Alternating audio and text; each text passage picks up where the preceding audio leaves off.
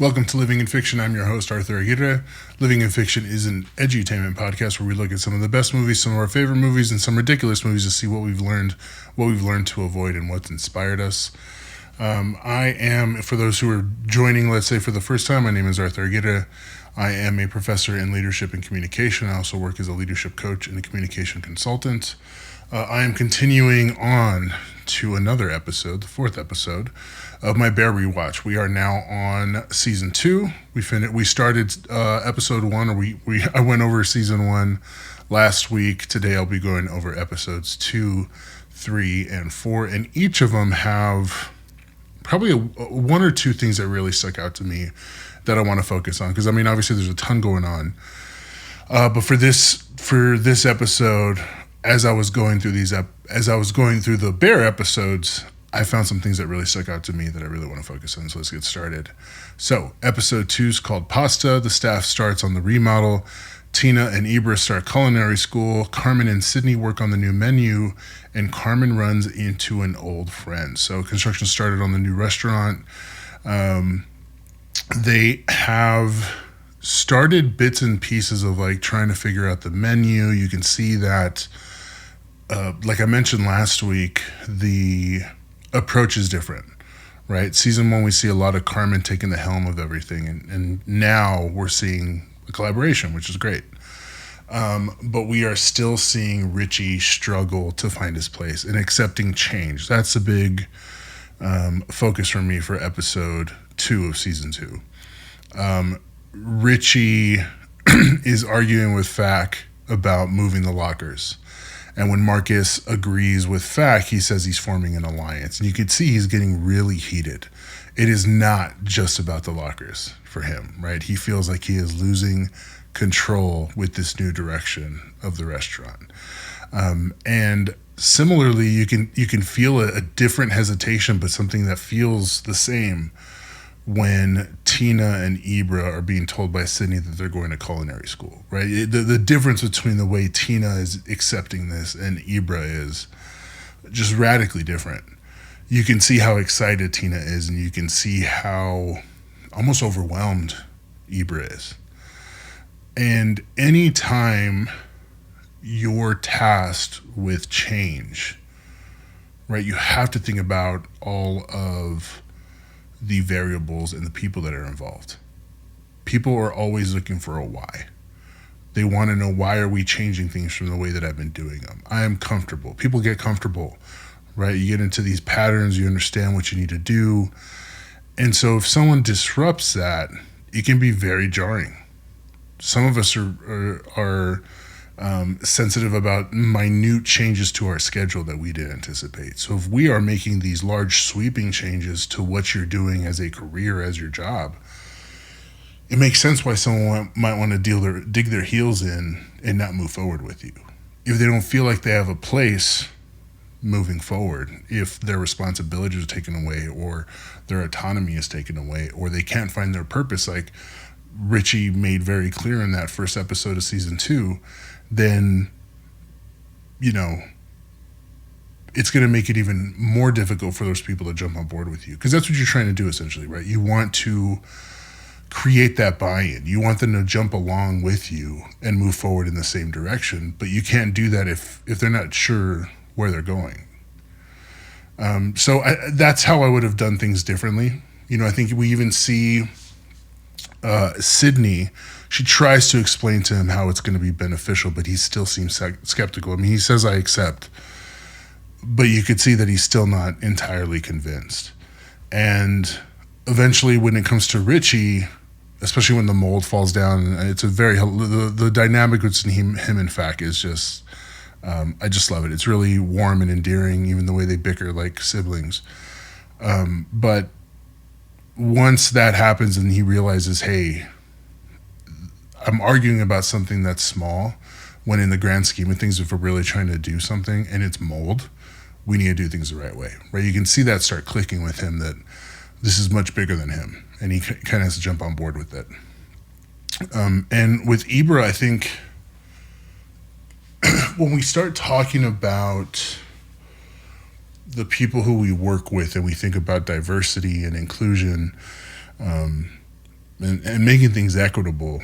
We, oftentimes we're talking about race or sexuality or, your gender expression or things along those lines. But particularly now that we're seeing an older workforce, that is something else we have to keep in mind as leaders. Me personally, I have a family member who switched careers and really struggled finding their place in this new industry. I mean, the work itself was hard and difficult, but shifting gears into something completely different was even more difficult and overwhelming for them. And the sense of I am a capable person and I know how to do my job, and then you switch jobs and you don't feel that like you're capable or competent anymore, that can be such a huge ego shot. And you see some of these things going through Ibra's mind and through his nonverbals, with his experience in culinary school. And we see a little bit more of that in episode 2, but we really see that struggle with him in this in this second episode of season 2. You see him, dropping the bowl, struggling to cut the celery. And granted, we're not getting a glimpse of everything, but we don't see Tina, she kind of cheers him on, but she doesn't go over and kind of help him. I don't know if that's allowed. I have never been to culinary school. We also see that he is by himself at the end, cutting the celery. And again, I'm like, why? Why is there not an instructor that's there to help him along? Or, clearly you can't, if you see someone, I'm just speaking for myself as a professor. I see someone who maybe sticks out a little bit and is struggling more than other students. That student might need a little bit more attention, and that's okay, right? And maybe they don't want it. Maybe you ask them, hey, would you like some help with that? Something along those lines could have been really helpful in getting Ibra to stick with this situation. So for me, handling change and how you handle change and thinking about someone's personal identity and experience when it comes to change, that was my big focus for episode 2. So let's move on to episode 3. Sydney and Carmen continue working on the menu. Carmen decides they need to refresh their palates and try other food with Sydney, but he bails on her when Claire calls and says that she needs help. Sydney does the food tasting on her own and gets some advice from people in the industry about working with a partner. So this whole episode for me was about trust. For Carmen, this is a brand new experience where he is running the show and he now has this new partner that he's working with. We can see the difference from season 1 to season 2 and how he's approaching things, but you still see these moments where he is not used to getting someone else's advice. He's really good when it comes to food, like that's her forte, so it is easier to go back and forth, use each other as like a soundboard of what's going to work, what isn't going to work. But when it comes to some of these logistical, managerial, administrative items, he's still very used to, I do things my way. Even if, I'll get to the thing at the end where they have that argument about the wall coming down. But even something as simple as, life happens, things come up. So if he is unable to now make it was his idea, right? Our palates are fucked, let's go try some new food. If that's the case, great. But you're the one that made the plans, and then you're the one that is canceling them. And you probably knew with enough time to let her know well in advance and not wait till like, oh, it's a time that we're going to go.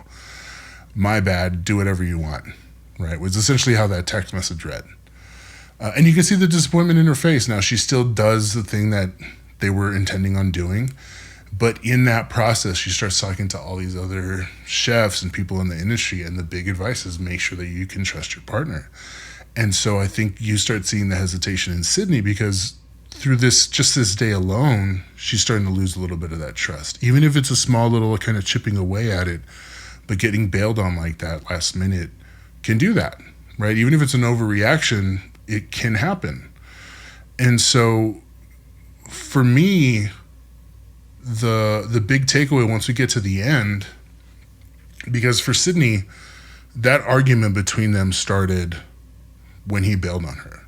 For Carmen, he may think it's no big deal, but that means when she goes back to the shop at the end of the episode and the wall has already been torn down and she's upset, that is an extension of that conversation. We call that punctuating the conversation, right? If you think about punctuation the way that we normally think of punctuation, it tells you when a sentence begins or ends.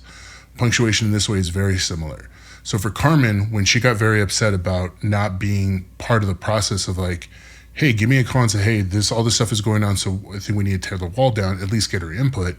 He thinks that she's really mad about that, which she very well could be. But most likely, she is also mad about what happened earlier that day. So that conversation, the start of that conversation started earlier for Sydney than it did for Carmen, which is why their intensities in that moment aren't matching. It happens all the time. I mean, the stereotype of a couple that's arguing about who did the dishes, like they're not arguing about who did the dishes. For one person, it may be starting there about the dishes, but for someone else, it started a day, a week, maybe even months before that, and it's been this slow burn of a conversation that's been going on for them.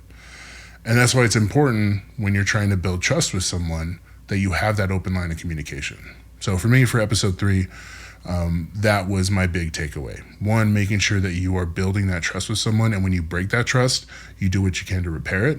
And secondly, making sure that you understand how your conversations are being punctuated. And lastly, we're going to get into episode 4, the honeydew. The team continue working on the remodel while Marcus stages with Luca in Copenhagen. I love this episode. It's probably my second favorite of the season outside of the episode that focuses on Richie, which is episode 7. We get to see Marcus in this brand new environment. We learn a little bit more about Marcus. And I want to say that for me, the big focus, not just for this, but kind of combining these 3 episodes all together, is the importance of developing your team. I think the hallmark of a good leader is someone that can develop other leaders and can also develop the skills and capabilities of other people and find out what those strengths are and build on those strengths. And we see that Carmen and Sydney are trying to do that. They see the potential in Tina and Ibra, and so they put him in culinary school. They see the potential of Marcus, and they feed that and send him to Copenhagen, which, I mean, this seems like a pretty big expense, both culinary school and sending Marcus to Copenhagen.